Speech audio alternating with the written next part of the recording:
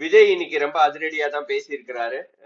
அவரோட செயற்குழு மீட்டிங்ல நல்லா இருந்துச்சு.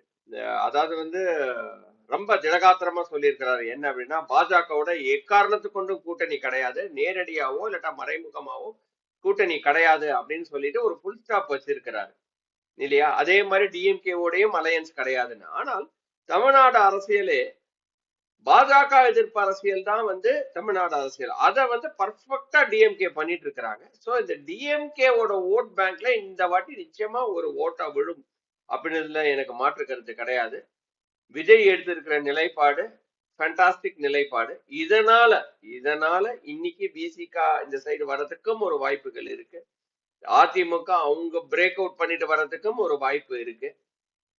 களங்கள் எப்படி மாறப்போகுதுன்றது நம்மளால இப்போதைக்கு சொல்ல முடியாது. பட் இருந்தாலும் விஜய் பண்ணியிருக்கிறது நிச்சயமா 100% no question at all. It's a great move. I adore his leadership.